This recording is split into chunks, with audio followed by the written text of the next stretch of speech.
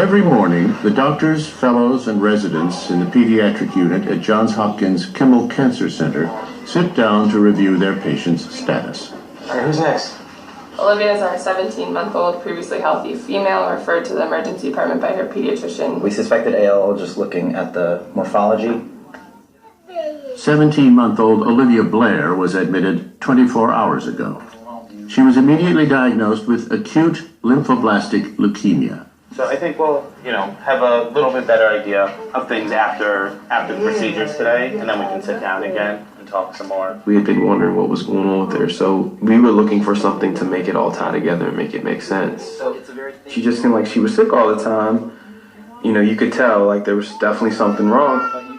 This is not normal. Like, she was a pretty healthy child, up to that point. I just felt like I was giving her Tylenol and Advil every single day. Then she started to have that cold, 104 fever. She scared me. It's a long treatment. It's tough treatment. Olivia's treatment has to begin immediately before the disease progresses too far. She receives her first dose of chemotherapy directly. I started to pinch myself. Like, wake up. This isn't happening right now. That's not my daughter. We're out a way to work through. They've got to be able to function as parents now more than ever. No one has a manual for trying to figure this all out. You thinking that is my daughter gonna die? This is Olivia Blair. We have consent for bone marrow, biopsy, bone marrow aspirate, lumbar puncture, administration of ITC, intrathecal chemotherapy. Correct. Spread to her central nervous system, making the disease high risk. The central nervous system, which includes the brain and the spinal cord, that is actually a sanctuary or hiding site for leukemia cells. So obviously the question is, what does this mean for Olivia? Well, I'm automatically thinking that the leukemia is in her spine, it's in her brain. So it's more serious then, it's high risk. So, what that means is that her therapy will be more intense, that she'll get extra chemotherapy, and then we also are going to recommend that she gets spine radiation and radiation to the brain. We don't want to do radiation. I know. Right?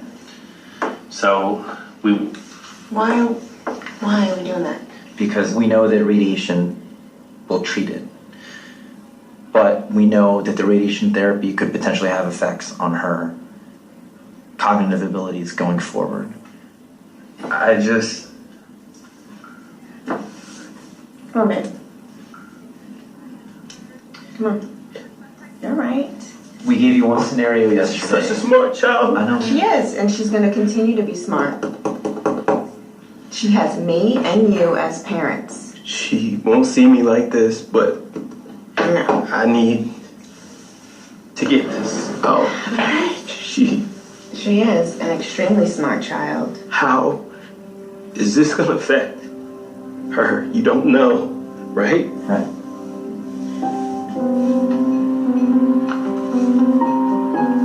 If Olivia was 7 years old, we would not have a big problem radiating her brain.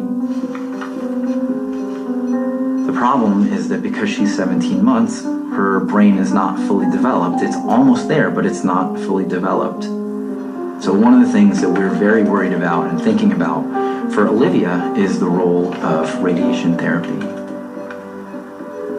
We know that at the dose that we prescribe, there is certainly a chance of having a drop, for example, of say 10 IQ points or so.